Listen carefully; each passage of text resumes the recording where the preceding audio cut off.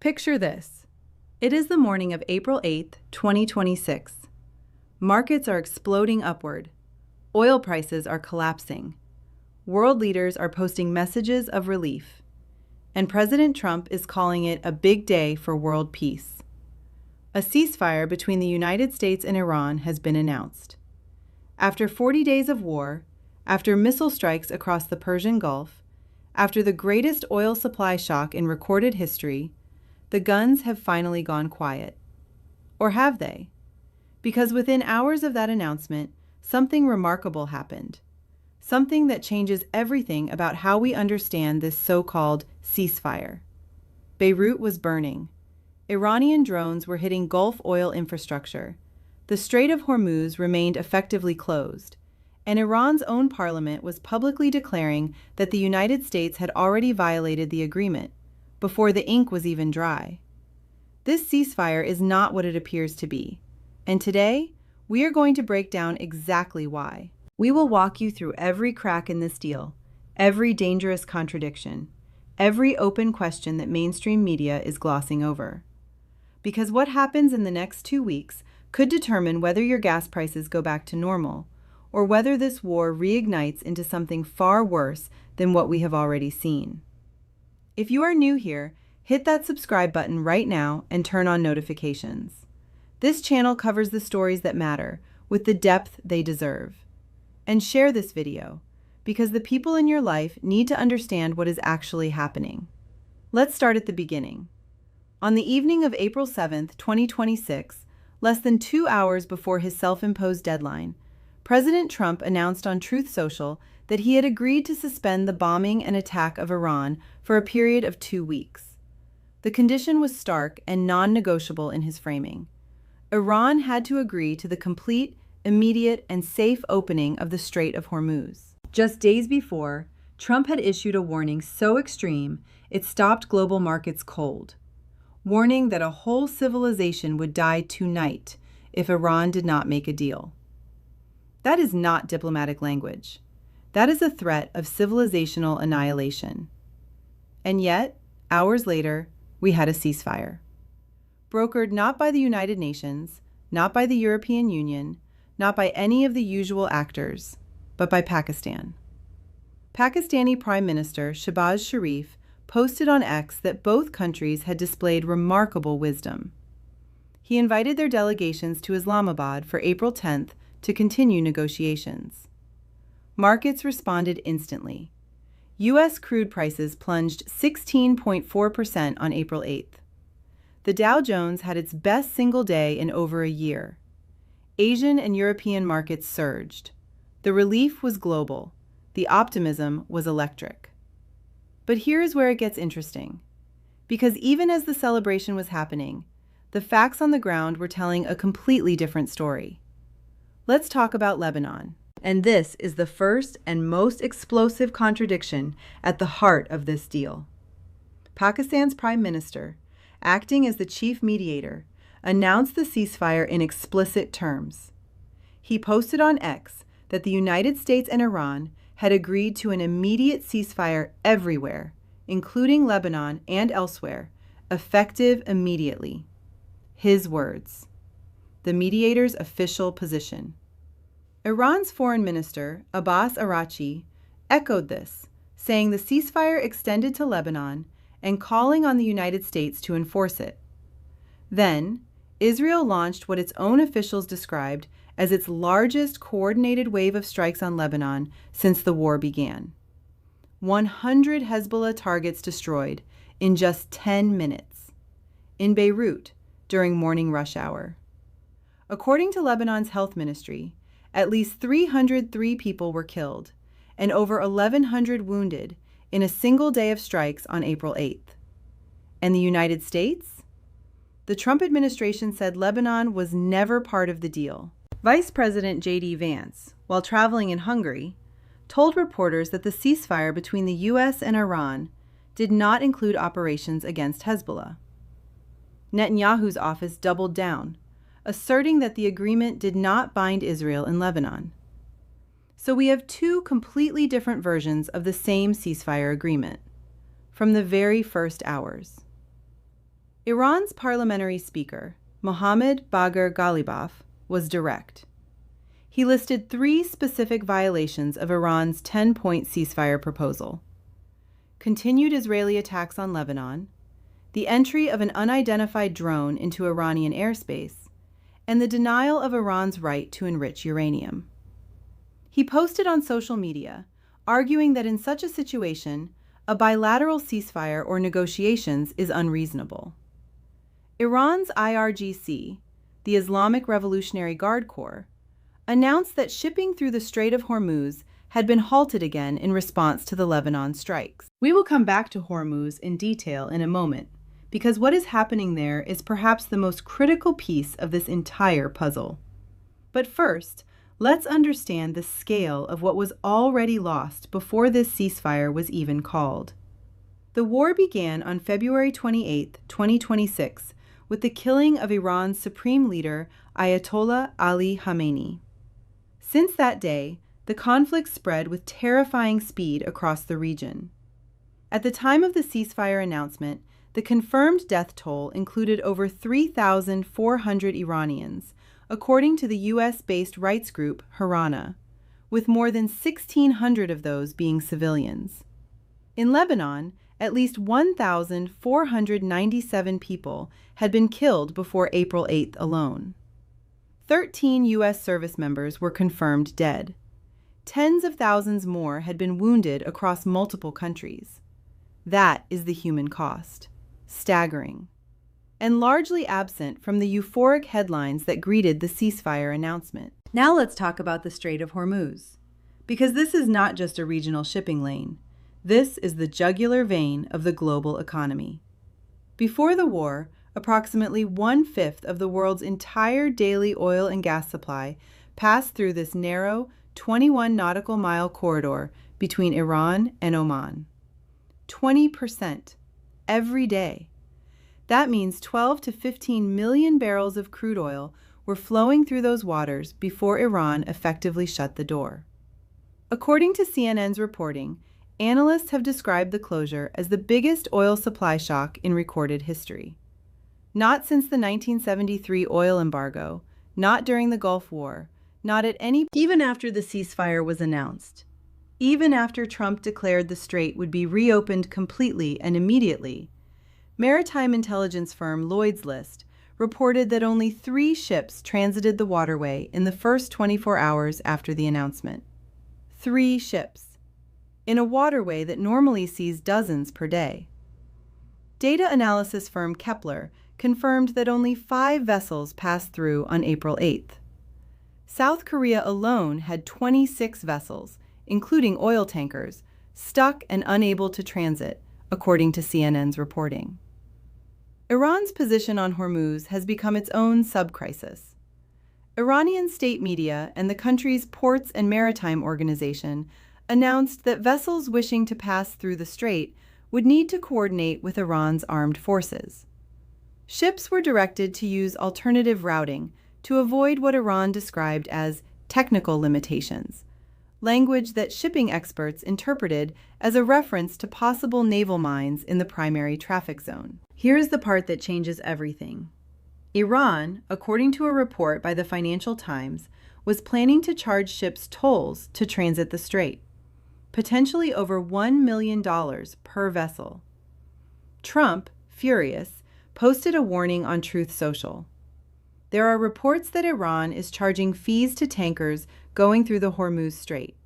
They better not be, and if they are, they better stop now. The UAE's industry minister, Sultan Al-Jaber, was unambiguous. He wrote on LinkedIn, "This moment requires clarity. The Strait of Hormuz is not open. Access is being restricted, conditioned, and controlled." That is an extraordinary statement from a Gulf state, from a U.S. ally, during an active ceasefire. And it tells you everything about the gap between what is being announced and what is actually happening on the water. We promised we would come back to the question of what both sides actually agreed to, and here is where this story gets truly remarkable.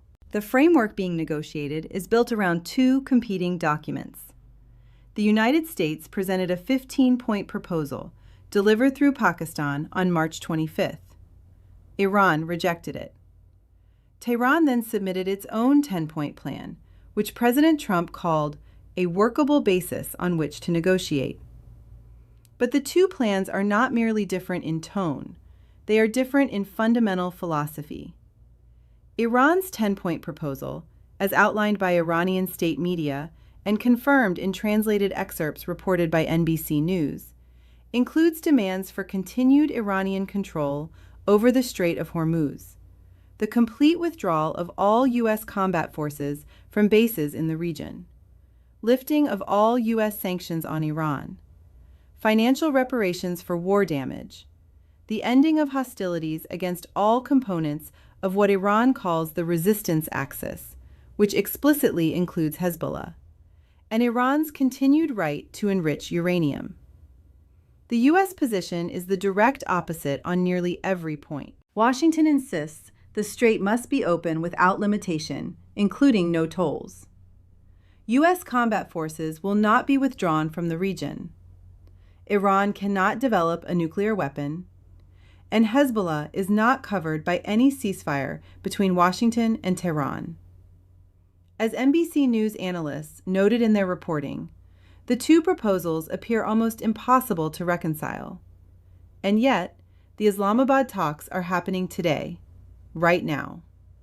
Vice President J.D. Vance, Special Envoy Steve Witkoff, and former senior presidential advisor Jared Kushner are leading the U.S. negotiating team. Iran confirmed its delegation's arrival in Islamabad, though in a detail that tells you something about the instability of this moment. Iran's ambassador posted on X that his country's team had arrived, then deleted the post within an hour. If you have not subscribed yet, this is the moment to do it. Hit that button right now. Because this situation is evolving by the hour, and our next video is going to cover exactly what comes out of Islamabad, including the nuclear question, which nobody in mainstream media is covering with the depth it demands. Let's now take a wider step back and understand the strategic context that most analysts are getting wrong about this ceasefire. Atlantic Council fellow Mick Citrinowicz made a point that deserves far more attention than it is receiving. He told NBC News that the push for these talks originated in Washington, not Tehran.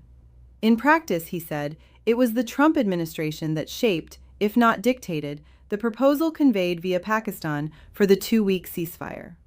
The sense of urgency, he noted, was more pronounced on the U.S. side. That is a remarkable inversion of the public narrative. The United States went into this war with overwhelming military superiority, executed Operation Epic Fury over 40 days, and according to Defense Secretary Pete Hegseth's April 8th Pentagon press conference, decimated Iran's military and rendered the country combat ineffective for years to come. And yet, Washington needed a deal quickly enough to accept a framework that Iran described as its own terms. Why? Because the economic consequences of a prolonged Hormuz closure are catastrophic for the United States and its allies. Oil at or above $97 a barrel. Inflationary pressure across every sector of the American economy. Insurance premiums for Gulf shipping that have made transits economically unviable. A global supply chain shock that analysts at CNN warn could take months to subside, even if the strait fully reopens tomorrow. Iran expert Trita Parsi offered a blunt assessment reported by Al Jazeera. Trump's failed use of force has blunted the credibility of American military threats. The terrain has shifted. And other analysts were even more direct. As CFR fellow Stephen A. Cook told the Council on Foreign Relations, there has been no regime change in Iran. The current leadership is not any less radical, and Iran now has leverage over the Strait of Hormuz that it simply did not possess before the war began. Let that land for a moment. Before February 28th, the Strait of Hormuz was a free and open international waterway. Today, it is a bargaining chip. And Iran now controls that chip in a way it never has before. Now, as we mentioned earlier, there is the Lebanon question, and we need to return to it because it is not just a diplomatic footnote. It is potentially the tripwire that blows this entire ceasefire apart. Iran's IRGC general, Mohsen Rezai, posted on X that his country stands with all its might alongside Hezbollah and warned that violations by America will not be tolerated. He accused the United States of not being able to, or not wanting to, restrain what he called its rabid dog, meaning Israel. The Lebanese government declared a national day of mourning. The UN Secretary General personally warned that ongoing military activity in Lebanon poses a grave risk to the fragile ceasefire. Hezbollah itself announced a halt to attacks on Israel on April 8th. Then, in the early hours of April 9th, claimed responsibility for rocket strikes on northern Israel, specifically targeting the communities of Kiryat Shmona, Taibeh, and Manara, stating that attacks would continue until Israel stopped striking Lebanese territory. The pattern is clear. Every party to this conflict is continuing to pursue military objectives while technically claiming to honor the ceasefire. And each of those actions gives the other side grounds to declare the agreement void. Iran's supreme leader, Mojtaba Khamenei, son of the slain supreme leader, issued a statement saying, "Tehran remains determined to take revenge and will bring management of the Strait of Hormuz into a new phase." That is not the language of a country that has accepted defeat. That is the language of a country buying time. So where does this leave us? And what should you actually be watching for in the coming days? Here is the brutal truth about this ceasefire. It is not a peace agreement. It is not even a real ceasefire in the traditional sense. It is a scheduled pause, a 2-week window designed to give diplomats in Islamabad the room to negotiate something more permanent. And it is already fraying on day 2. The variables that will determine whether it holds are not all in Washington or Tehran. Some of them are in Tel Aviv. And that is the most dangerous dimension of this situation. Because the United States cannot fully control its closest ally's military operations in Lebanon, and every Israeli strike in Beirut gives Iran another reason and another excuse to walk away from the table. There are 3 scenarios playing out right now, and we need to be honest about all of them. Scenario 1. The Islamabad talks produce a breakthrough. Iran and the United States agree on a framework for permanent ceasefire. Hormuz reopens fully. Lebanon is brought into a separate negotiation process, and the region begins the long and painful path toward reconstruction. Oil prices fall below $80 a barrel. Markets stabilize. This is the best case, and right now it is far from guaranteed. Scenario 2. The talks produce a partial agreement. The strait reopens under conditions, possibly including Iranian tolls that Washington quietly accepts, as Iran expert Trita Parsi suggested to Time magazine may ultimately happen. A permanent deal on the nuclear question remains elusive. Lebanon continues to burn on the margins. The ceasefire technically holds, but looks nothing like peace. This is the muddle-through scenario. Painful, expensive, but not catastrophic. Scenario 3. The talks collapse. An Israeli strike in Beirut or a disputed drone incursion into Iranian airspace provides the trigger. Tehran formally declares the ceasefire void. Iran mines the strait. Oil spikes past $120 a barrel. The U.S. military, which Trump has specifically ordered to remain in place, loaded and ready, restarts what Trump himself called the shoot-in, bigger, better, and stronger than anyone has ever seen before. That third scenario is what every government in the world is spending tonight trying to prevent. Here is what is not in dispute. The Islamabad talks happening today represent the most consequential diplomatic moment of 2026. What Vance, Witkoff, and their Iranian counterparts negotiate in Pakistan over the next 48 hours will shape oil prices, military posture, regional stability, and potentially the nuclear future of the Middle East for years to come. And the world is watching. More than 15 countries, according to CFR reporting, are actively working with Iran and the United States to facilitate Hormuz reopening. South Korea has dispatched a special envoy to Tehran. France, the UK, Australia, the European Union, all have publicly called for Lebanon to be included in the ceasefire framework. The pressure on both sides is enormous, but pressure alone does not produce peace. Structural interests, domestic politics, military momentum, and the fog of war are all working against the diplomats in Islamabad today. This is not over. This ceasefire, if you can even call it that, is the beginning of something, not the end of something. And the next 2 weeks may be the most decisive 14 days in the Middle East since the Gulf War. Stay informed, stay sharp, and for the love of everything, do not let anyone tell you this is resolved. If this breakdown was useful to you, please share it right now. Not tomorrow, right now. The people in your life who are trying to make sense of this story need this analysis. Hit like if you want more coverage of the Islamabad talks, and subscribe if you have not already, because we are going to be on top of every development in this story as it unfolds. The next 48 hours are going to tell us everything.